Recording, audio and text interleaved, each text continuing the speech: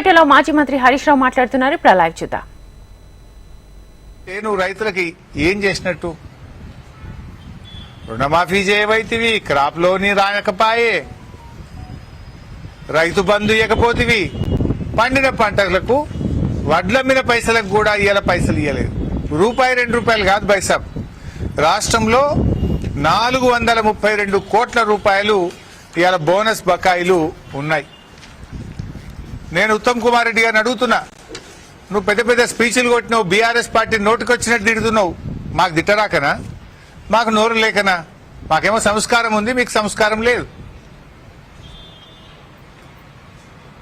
నువ్వు నీ మాటలు ఏమైపోయినాయి?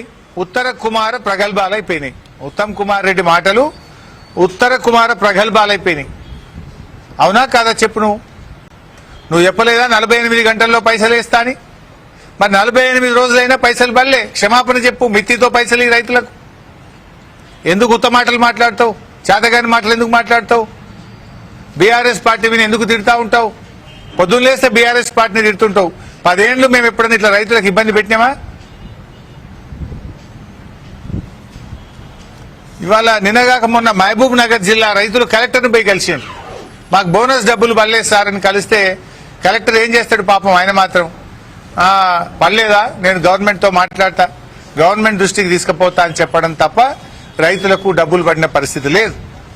ఇవాళ నా దగ్గర గట్ల మల్యాల రైతులు కూడా వచ్చారు నా దగ్గరికి. ఇవాళ పొద్దున్నే గట్ల మల్యాలకు చెందినటువంటి రైతులు కూడా వచ్చి మా ఊర్లో కూడా బోనస్ డబ్బులు పడలేదు సార్, 1,32,000 రూపాయలు రావాలని నా నియోజకవర్గ రైతులు ఇవాళ నన్ను వచ్చి కలిశారు. నేను నేను ఎంక్వైరీ చేస్తే అది ఒక నా నియోజకవర్గం కాదు, రాష్ట్రం మొత్తం 432 కోట్లు పెండింగ్ ఉన్నది ఈరోజు. నేను టీవీలో చూస్తే ఉత్తమ్ కుమార్ రెడ్డి 48 గంటల పైసలన్నీ ఇచ్చేసినామని పాలాభిషేకాలు చేయమంటుండే. ఆయన ఎందుకు చేయాలని ఆయన పాలాభిషేకాలు? రుణమాఫీ ఎగ్గొట్టినందుకు, రైతు బంధు వేయనందుకు, సన్న వడ్లకు బోనస్ ఇయ్యనందుకు నీకు పాలాభిషేకాలు చేయాలనా?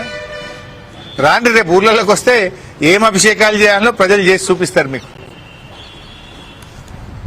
ఇలా కందులు, పొన్నం ప్రభాకర్ గారు వచ్చి సిద్దిపేటలో కందుల కొనుగోలు కేంద్రం స్టార్ట్ చేశారు, సంతోషం. రాష్ట్రమంతా మంత్రులు పోయి ప్రారంభించారు. ఏంది నాయన అంటే తీరా చూస్తే ఎకరానికి 3 క్వింటాలే కొంటారట. ఇదేమో రేషన్ ఇదేమన్నా సగం పాలన? బీఆర్ఎస్ పార్టీ ఉండంగా రైతు ఎన్ని కందులు పండిస్తే అన్ని కందులు కొన్నాం మేము. కానీ ఇప్పుడు ఇది కాంగ్రెస్ సర్కార్, కోతల సర్కార్. ఇది ఎలక్షన్ల ముందేమో అవి కోతలు, ఏవి అడిగిందల్లా ఇస్తాం, కోతలే కోతలు. గెలిచిన తర్వాతనేమో కార్యక్రమాల అమలులో కోతలు. ఇప్పుడు ఏంది, ఎకరానికి జనరల్గా కందులు 6 క్వింటాల నుంచి 10 క్వింటాల దాకా పండుతాయి రైతులకు. మంచిగా పంటే 10 క్వింటాలు పండుతాయి, తక్కువ 6 క్వింటాలు పండుతాయి. కానీ కాంగ్రెస్ వాళ్ళు ఏం చెప్తున్నారంటే, మీరు పాస్బుక్ తీసుకురాండి, వ్యవసాయ శాఖ అధికారులు నువ్వు ఎకరం పండించినవా సర్టిఫికేట్ ఇవ్వాలి. ఆ సర్టిఫికేట్ ఎకరం పండిస్తే 3 క్వింటాలే ఉంటాం, మరి మిగతా 3 క్వింటాలు ఏడమ్ముకోవాలి? ఇదేం గవర్నమెంట్? నేను అడుగుతున్న వ్యవసాయ మంత్రి తుమ్మల నాగేశ్వరరావు గారు స్వయంగా రైతు. ఇది మీకు నచ్చుతుందా అని అడుగుతున్న తుమ్మల నాగేశ్వరరావు గారు, ఇది మీకు తెలిసే జరిగిందా? తుమ్మల నాగేశ్వరరావు గారు 3 క్వింటాళ్లు ఎకరానికి కందులు కొనడాన్ని మీరు సమర్థిస్తున్నారా అని నేను అడుగుతా ఉన్నా. ఎవరు ఈ నిర్ణయం? రేవంత్ రెడ్డిదా? వ్యవసాయ శాఖ మంత్రిదా? ఏంది కాంగ్రెస్ ప్రభుత్వం ఈ కోతలేంది అని నేను అడుగుతా ఉన్నా. ఇవాళ రైతులు చాలా ఇబ్బంది పడతా ఉన్నారు. మీరేం చెప్పారు కాంగ్రెస్ పార్టీ మేనిఫెస్టోలో? ఇది కాంగ్రెస్ పార్టీ మేనిఫెస్టో. దీంట్లో ఏం చెప్పిందంటే కందులకు కూడా 400 బోనస్ ఇస్తామని రాసింది. కందులకు 400 రూపాయలు బోనస్ ఇస్తామని రాసింది ఇలా వీళ్ళ కాంగ్రెస్ పార్టీ మేనిఫెస్టోలో. కానీ జరుగుతున్నది ఏంది? ఈరోజు కందుల మద్దతు ధర 7,550 రూపాయలు. 7,550కి 400 బోనస్ కలిపితే 7,950 రూపాయలకు మీరు కందులు కొనాలి. కానీ మీరు కొంటున్నది బోనస్ ఎగబెట్టినరు 7,550కే కొంటామన్నారు. ఆ కొనేది ఏమంటున్నారు? 3 క్వింటాలు కొంటామంటున్నారు. మరి మిగతా అమ్ముకోవాలి రైతులు. ఇలా ఏమైతుంది మార్కెట్లో అంటే 6,000, 6,500కి అమ్ముకుంటుండ్రు.